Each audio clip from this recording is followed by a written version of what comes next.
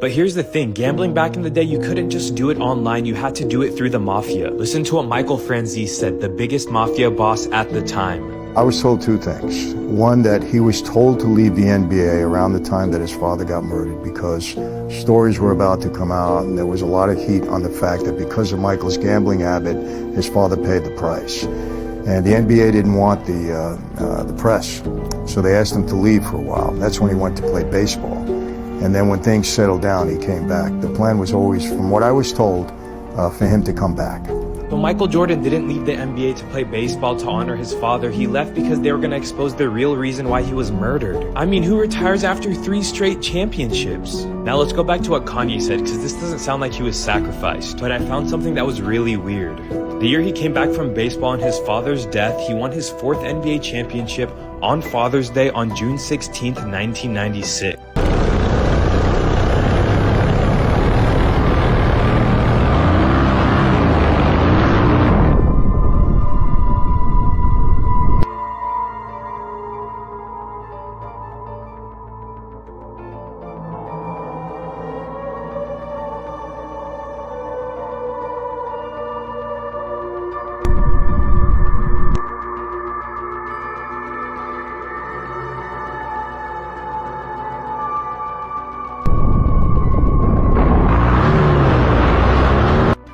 No, Chucky. Cheese didn't replace the stage with a TV screen.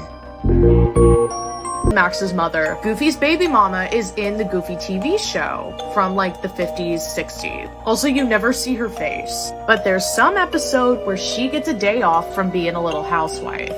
And Goofy's staying at home watching Goof Jr., Max, but he's called Goof Jr. at the time. And then there's a knock at the door. It's the mailman, and before the mailman can even process who's in front of the door, he starts making out with Goofy.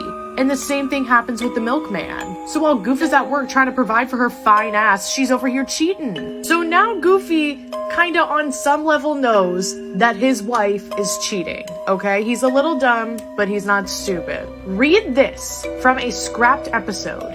It said, Goofy sadly remembers the summer vacation when he lost the missus in the Grand Canyon. Seems he was taking her picture by the canyon when he asked her to step back a little further. Of course, the last thing he heard was the little woman's yahoo!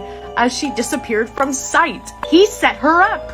He told her to step back and she fell into the Grand Canyon. So Goofy knows Max is not his son. And then in this movie, he takes Max to the Grand Canyon.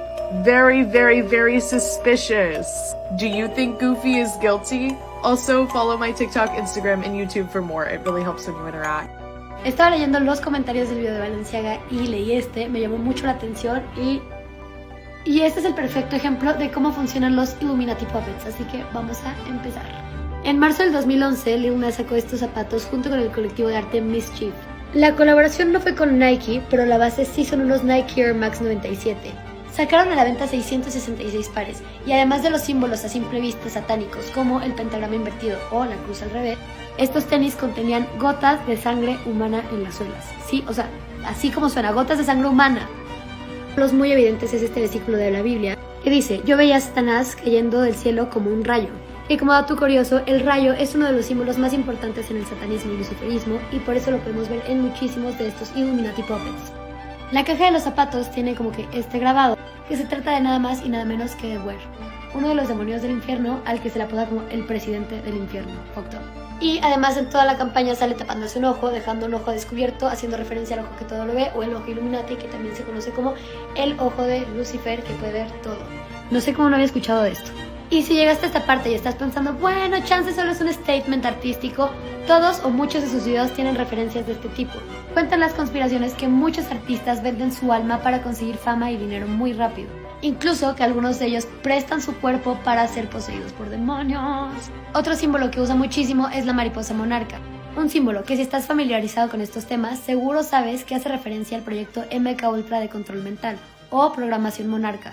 Y de hecho tiene un tatuaje de eso en su cuello. Pero bueno, como conclusión, creo que todo esto nos sirve para cuestionarnos quiénes son nuestros ídolos. What's that? What is this? A tall figure? And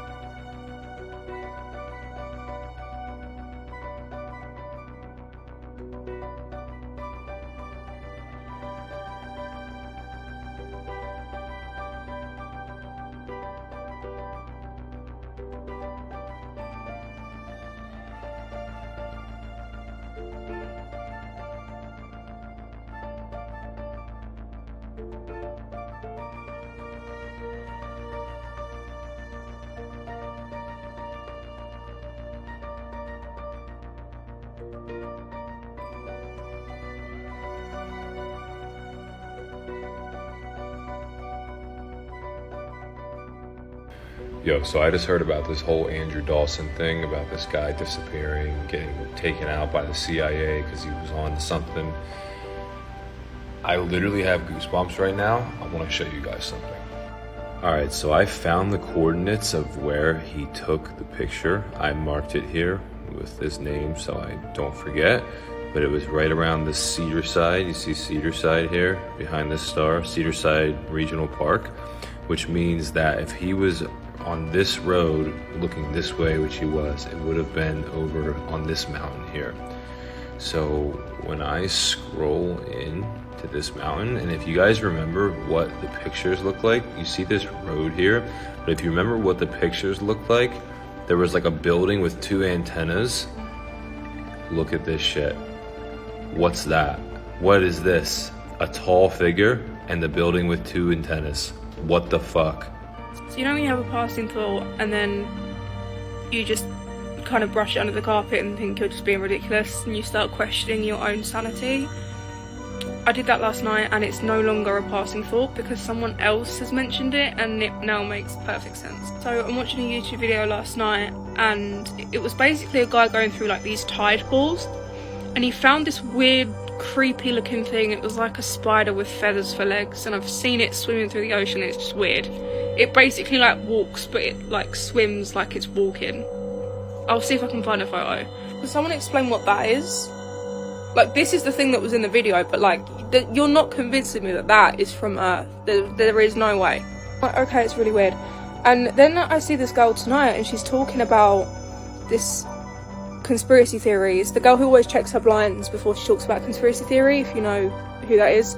And she basically says that the ancient Egyptians believed that the ocean is actually a dome that goes over the top of the earth in like 2 parts.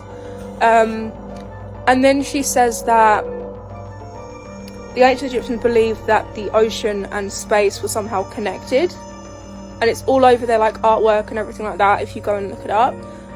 So basically I was like, okay, yeah, it kind of makes sense. Then she's got me questioning if aliens really are in the ocean, and I think back to last night and I think about that creepy spider thing and I'm like, you know what, there's some truth to it. So then I'm just sitting here, I'm just pondering it, and then I'm like, you know what, like, it raises a question that I think people have been asking for years, and if this theory is in any way correct, it would answer that question like it was the simplest thing on earth.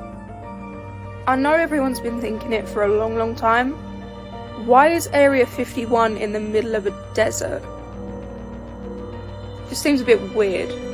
Like, if you were the FBI or the government or what, CIA, whatever, and you wanted to keep aliens somewhere, why not keep them underground? Why specifically a desert? And then it hits me. If you take sea creatures and you put them on dry land, they're just gonna dry up and die. So, if aliens are from the ocean and you put them in somewhere extremely fucking dry, like the middle of a desert,